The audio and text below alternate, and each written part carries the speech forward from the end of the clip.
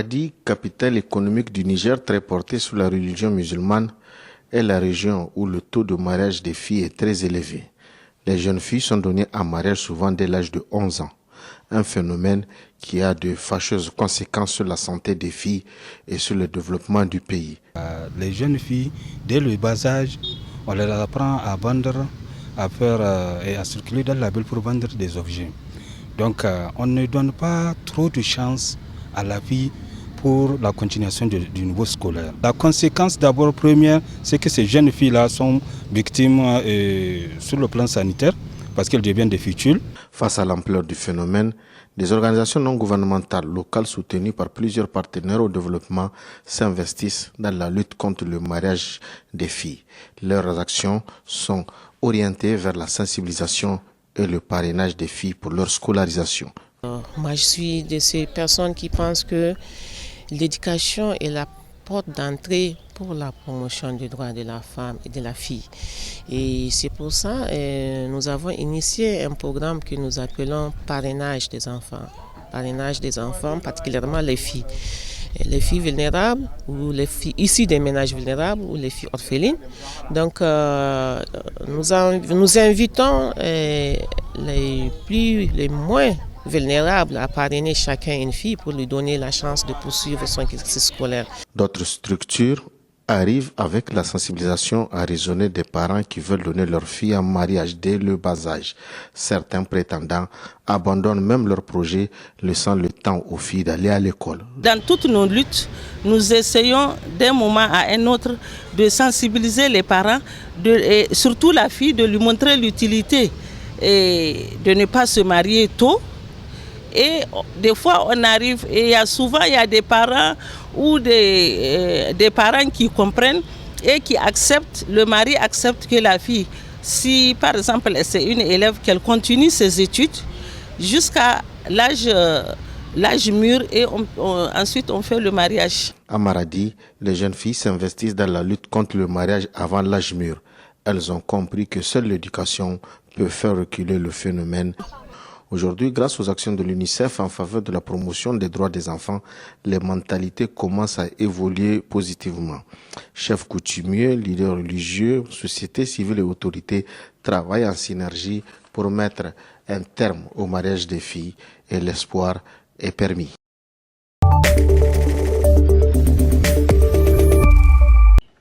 Andoudoua Blondet est aveugle d'un œil, souffre de maux de tête et se plaint de démangeaisons chroniques. Pour cet Ivoirien, la cause est évidente. Il se dit victime des déchets toxiques du cargo Probokoala, déversés à divers endroits d'Abidjan en août 2006 et notamment à proximité de son champ de manioc. Le bateau avait été affrété par la société de courtage pétrolier Trafigura. Selon la justice ivoirienne, les déchets ont fait 17 morts et des dizaines de milliers d'intoxications. Ils sont venus nous imposer, ils ont déversé ça dans nos champs, dans nos maisons. Donc aujourd'hui, mon cas, par exemple, c'est irréparable. La situation ne peut pas revenir comme par le passé. Une fois c'est foutu, c'est fini. Trafigura nie toute responsabilité et dément que les déchets aient pu causer décès et maladies graves. Elle a toutefois versé plus de 180 millions d'euros de dédommagement en échange de l'arrêt de poursuites judiciaires. Un montant jugé dérisoire par les victimes au vu du nombre de personnes touchées. De plus, certains comme M. Blondet n'ont jamais touché d'aide financière. Une partie des dédommagements aurait été gardée par l'État ivoirien, tandis qu'une autre a été détournée. Certains ont en outre créé des dossiers de toutes pièces afin de se faire passer pour victimes. Les détournements ont pénalisé le processus d'indemnisation parce qu'aujourd'hui, quand tu parles d'indemnisation à quelqu'un, on te dit Trafigura a déjà donné et que le problème se pose ou à notre niveau. Le collectif que représente Hassan Diané n'a toutefois pas perdu espoir et a entamé une procédure aux Pays-Bas. L'association dit avoir fait un gros travail pour éviter de nouvelles arnaques. N'importe qui venait et puis se présentait comme victime. Alors, il fallait venir avec des documents médicaux, soit un carnet de consultation ou une ordonnance. Donc ceux qui viennent avec les carnets, on essaie de voir pendant la période, mais on se rend compte chez certains que les signes qu'ils ont présentés n'ont rien à voir avec les déchets toxiques. Donc c'est des malades qui sont exclus. L'association reconnaît toutefois la difficulté de tenir à jour une liste de plus de 100 000 victimes. Elle réclame aujourd'hui près de 280 millions d'euros à Trafigura, ainsi que la dépollution des sites qu'elle juge à ce jour insuffisante.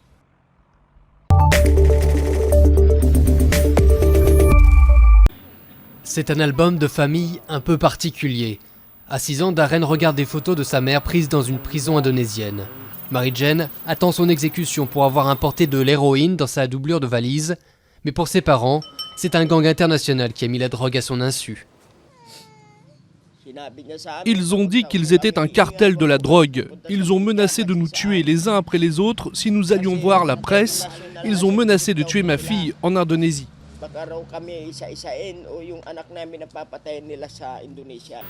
Comme elle, ils sont des millions à fuir la pauvreté du pays dans l'espoir d'un travail à l'étranger.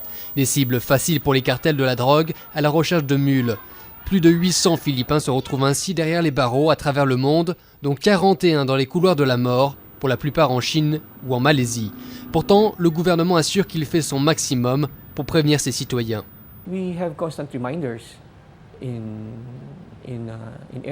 Nous avons des rappels en permanence dans les aéroports à propos du trafic de drogue.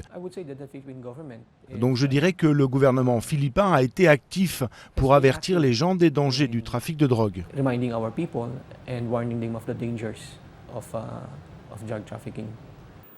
Mais d'après les associations de défense des droits de l'homme, la situation est souvent plus compliquée. Les trafiquants ciblent souvent des femmes vulnérables, tentées par de l'argent facile, piégées ou même menacées. Qui voulez-vous tuer d'abord? Votre mère, votre sœur ou votre femme? Et ensuite ils sont supposés avaler l'héroïne dans un préservatif.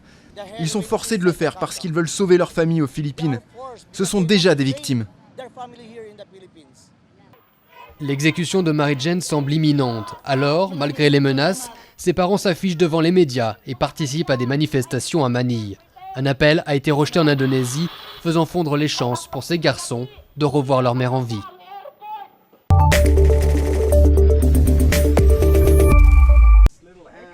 Premier battement d'aile. Pour Kantsave, c'est une récolte d'un genre un peu particulier qui commence dans son jardin. Des chenilles et des œufs de papillons qu'elle va élever. Les insectes sont ensuite vendus au jardin tropical de Bantisré au Cambodge, le plus grand sanctuaire de papillons d'Asie du Sud-Est. J'avais peur des chenilles et ça me rendait malade. Je les retirais quand je les voyais sur ma chemise. Je n'avais pas de travail, alors j'ai décidé de faire ça. Maintenant j'ai l'habitude. Je n'ai plus peur des chenilles. Le centre leur fournit une cage et leur apprend à reconnaître la douzaine d'espèces locales. Durant la période de métamorphose, les chrysalides sont jalousement préservés dans ces boîtes, loin des prédateurs et des parasites. En haute saison, les éleveurs de papillons peuvent espérer gagner 140 € par mois. À chaque fois qu'ils amènent des chrysalides, nous enregistrons combien ils en amènent et combien d'espèces ils ont. À la fin du mois, nous faisons le total des chrysalides et nous les payons. Chaque espèce a un prix différent. Le sanctuaire ne protège pas que les papillons, mais aussi leur habitat, car au Cambodge, la déforestation est un fléau. Selon la WWF, en 40 ans, le pays a perdu un quart de ses forêts.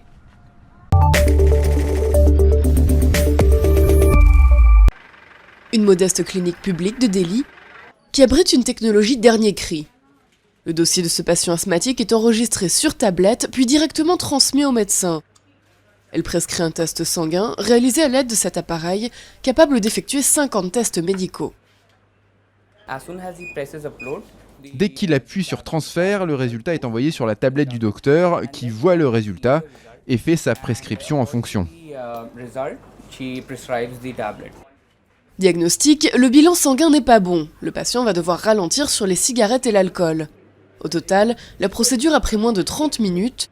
Cette clinique est l'une des centaines mises en place par le gouvernement de Delhi qui compte en ouvrir 1 millier, toutes équipées de haute technologie. On ne peut pas dire que le changement est fait à 100%. On apprend au fur et à mesure. Ça permet de gagner du temps. Le patient vient, on a juste à appuyer sur un bouton et le diagnostic est déjà là. Il nous dit son problème, on le note et ça prend moins de temps. Donc on peut consacrer plus de temps au patient.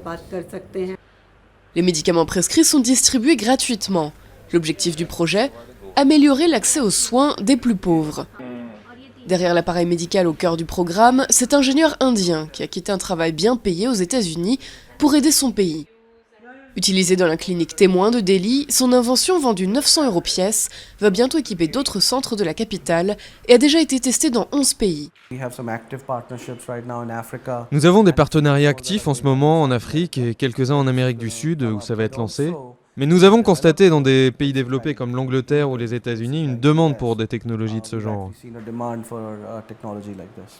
Une révolution pour ceux qui ne peuvent se payer les cliniques privées, où une simple consultation coûte près de 15 €. Mais tablette ou non, pour la plupart des patients, l'important c'est de ne pas avoir à faire des heures, voire des jours d'attente. Dans les grands hôpitaux publics, il y a trop de monde.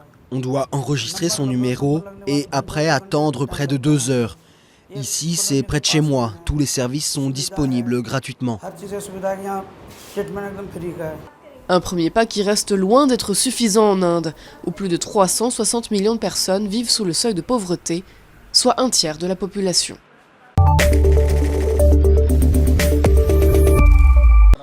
Hanover Park, ses arbres, ses petites résidences et ses gangs de criminels. Dans ce petit quartier de Cape Town où vivent 45 000 habitants, près de 80 personnes meurent chaque année dans les violences entre gangs rivaux.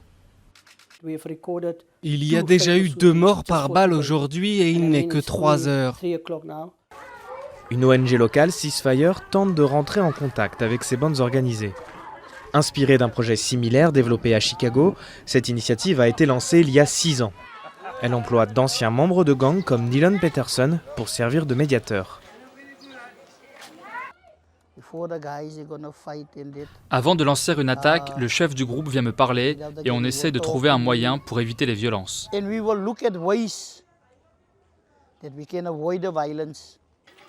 Financé par la ville de Cape Town, Ceasefire dispose d'un équipement spécialisé, d'une application qui géolocalise les fusillades en temps réel. Une aide précieuse pour les médiateurs qui, de leur côté, essayent de tisser des liens avec les membres des gangs. D'après les données collectées par les équipes sur le terrain, le taux de criminalité aurait baissé de 26% dans le quartier l'an dernier.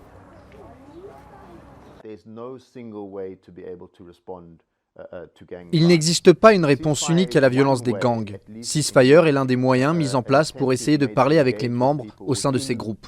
Et quel meilleur moyen pour cela que des gens qui viennent de ce système, qui ont des connexions et une certaine crédibilité dans le milieu. Ils peuvent parler avec ceux que la ville n'arrive pas à atteindre.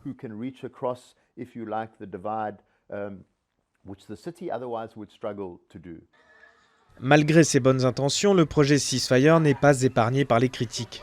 Certains hommes politiques locaux dénoncent les liens ainsi créés avec les chefs des gangs et craignent une forme de légitimation de leur activité criminelle.